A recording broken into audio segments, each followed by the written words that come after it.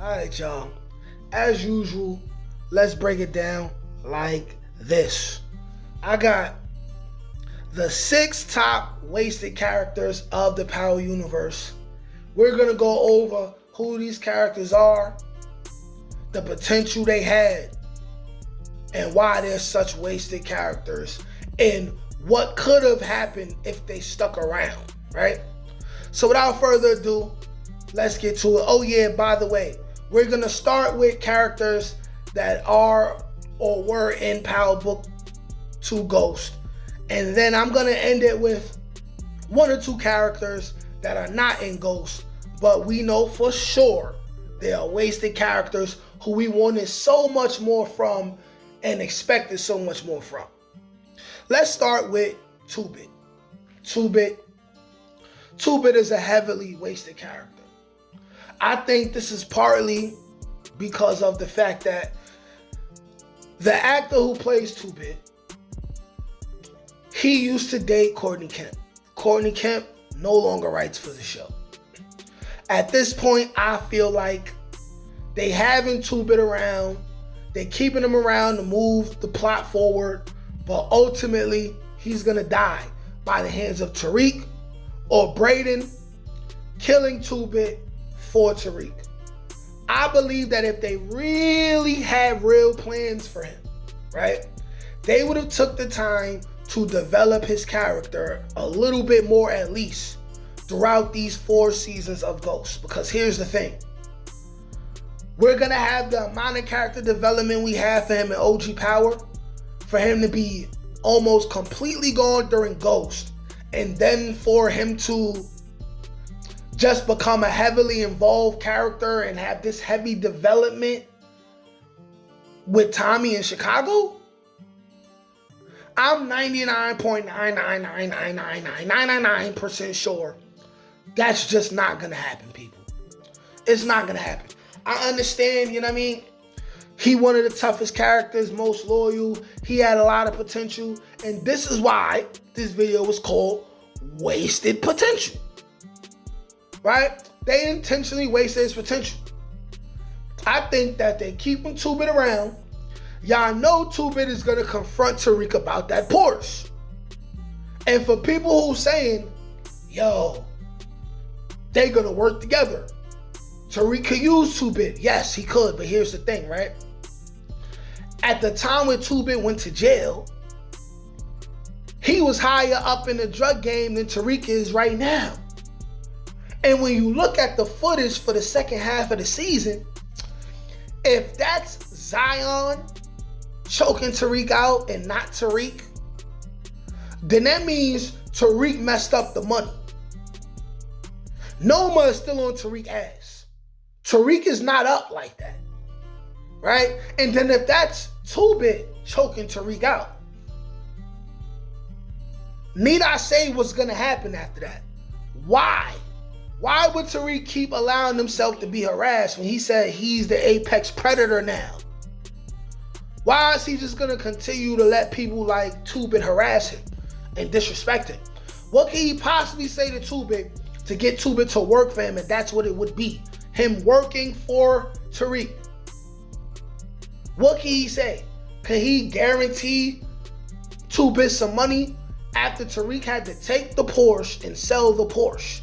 And that's what he would tell 2-Bit. I sold the Porsche. I needed the bread. He's just going to say, nigga, you owe me more money. Tariq will have no choice but to kill 2-Bit.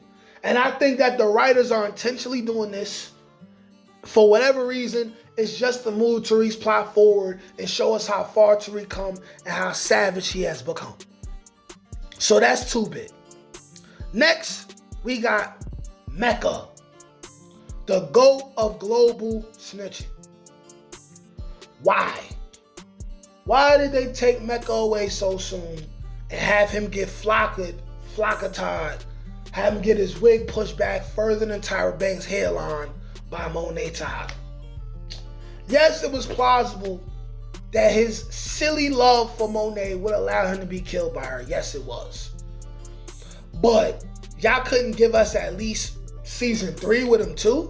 Imagine how much better the show would have been if we would have had Noma still coming to the picture, Noma coming into the picture, for whatever reason, Noma comes in and she finds out about Monet and Dante, aka Mecca, and she has a real issue with it. Mecca has to make a decision. Noma trying to kill Monet. Mecca got to make a decision. Maybe Mecca got to kill Noma, right? Maybe Obi gets into it with Mecca over Noma, right? Maybe, you know what I mean, there's a lot of conflict. Mecca finds out Obi was smashing Noma too. Let's not act like Noma is above doing these things. Like, there's a lot of different potential. We could have really got into the details of how familiar Mecca is with Ghost to Tariq. They could have did anything, man. Y'all know we speculated about Effie being Mecca child and all this other stuff. There's a lot of different angles this could have went, you know what I'm saying? The dynamic with Mecca, right, and Kane was a sight to see. There's a lot of better storylines that could have came. It's like Mecca was the big bad. He dies, and we get Noma for 2 seasons just to see Noma being weak, and being a harlot and a Jezebel. Like, we don't care that much. Like, her being that kind of mom, and then her sleeping around with all the subordinates, that just makes her a worse character, and you take her less serious, whether we see her slit Obi's throat or not. It's like, I can't take you serious. You can't even keep your legs closed to control your team. You know what I'm saying? Mecca just has so much potential. Hence, wasted potential. And number 3, let's talk about Lorenzo Tejada. Over the course of the first 2 seasons of Power Book 2 Ghost, Lorenzo seemed like he was going to come home and be extremely dangerous. You know, he was going to come home and be a big threat, major threat to Tariq's life or anyone getting in the Tejada's way. This is what we were looking at. For him to come home, the end of season 2, and do almost nothing. We were forced to realize how much of a peon, like Lorenzo coming home, we were forced to realize how big peons, right, the Tejadas overall as a team and family were, based off of where Tariq was and who Ghost and Tommy was, who Mecca is, who Noma is. Like, these niggas is peons. Then for Kane to get the upper hand on Lorenzo and violate Lorenzo, had Lorenzo jumped, he never even punched Kane in the face himself. Yes, he's a dad, and he wasn't gonna kill none of his kids, right? We know which Tejada parent is the person who's more likely to do that, right? We know that, right? But we were supposed to see so much more of Lorenzo. Even if, like, a good plot line, storyline could have been if Lorenzo stayed alive and Lorenzo decided to or after it came out that Lorenzo got Zeke killed, Lorenzo and Monet part ways and it splits the family up. They both trying to do their drug thing and in conflicts with each other. They end up, you know what I'm saying, the war of the Tejadas, right? On some House of the Dragon, right? Targaryen versus Targaryen type of shit, right? That would have been fire. But instead, Lorenzo gets his throat slit by his son's gay lover. They They ain't even let Monet be gangster about it and pop him herself. We understand why she didn't do it, but come on now, man. Come on now, man. Come on, B. Come on, B. Next, we got Grandma Estelle. Grandma Estelle is one of the best characters on the show. Every time you've seen her, she says something that was thought-provoking, something that needed to be said. Okay? She's the person who refused to let her own daughter live a facade, and she always told Tariq about himself. And you better believe, when Tasha dies, because she will die, we're going to see her let Tariq have it. Have it. She might make Tariq cry. She might make Tariq cry. You know what I'm saying?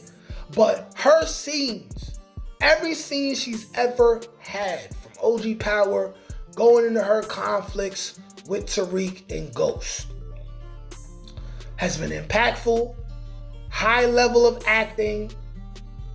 It's been real. Even though we've seen Patina Miller do Raquel, we've seen her in way more dramatic roles. The actress who plays Grandma Estelle, her acting level is up there. It's top tier. By the way, her old ass fine as hell.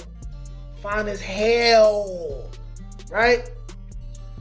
We needed more Grandma Estelle. We needed more Grandma Estelle, man. You know what I'm saying? The only thing is, with Yaz being a young character, and, most young kid actors are not that seasoned as actors yet, especially for the role she would have to have. They probably decided to just play her to the back a little bit and just have her be more impactful, you know what I mean, by being shown less often. Hence giving her a greater effect when she is on screen. But it would have been good to see way more Grandma Estelle in OG Power and Power Book 2 Ghost. We need to know what's the update. How has rehab been for her? Things like that, right? That was the 4 characters from Book 2 Ghost. And what I want to do is, I want to add 2 more characters. When it comes to OG Power, these 2 characters, this one character is the most wasted character. The first character who we felt like was a wasted character. And I know I'm probably missing, 1 or 2. And if I don't say who you want to hear, let me know in the comment section, right? But let's talk about Julio, man. Let's talk about Julio, man. We loved Julio, man. Julio was the perfect number 3 for Ghost and Tommy, man. The perfect number 3. He was like that level-headed guy, right? That level-headed guy. He stayed loyal to Ghost ever since Ghost looked out for him back in the day. Never wavered, never faltered. High-level loyalty and putting in work. Would still be here if it wasn't for Dre. Period. You know what I'm saying? Dre had a plan. Dre was ambitious. Julio was in his way. Dre got him taken off the map. It's that real. It's that real, you know what I'm saying? But we loved Julio. Hopefully in Power Origins or Raising Kanan or something, we get some more Julio. We get to really see what went down and had Ghost, you know what I mean, build a friendship with Julio that led to him saving Julio's life, hence putting him on to the team. Hopefully we get that. And my last pick for wasted characters, wasted potential in the Power universe, we got Liliana. They did us dirty. Liliana was inconsequential, insignificant in OG Power. She got the scar on her face. She got sent away. Tommy wanted to kill her. Ghost was like, nah, she did a good job. Let her live. Sent her on the way. We never thought about Liliana. Then we get to the first season of Power Book 4 Force. Tommy coincidentally runs into Liliana in Chicago. They end up becoming friends. She ends up becoming Tommy's number 2 and being extremely useful for Claudia to pop her and kill her at the end of the season. After we really was starting to really get accustomed to seeing Liliana, we was expecting Liliana to really make it. She dies. Woe is me, woe is us. But there you have it, man. These were the top 6 wasted characters with the most potential within the Power universe, more specifically Power Book 2 Ghost, with Julio and Liliana being number 5 and 6. Y'all let me know if I'm missing anybody. Like, share, comment, subscribe. Peace. Can't teach that shit, nigga. Come on. That's God-gifted. That's touched by an angel. That's on the dome, nigga.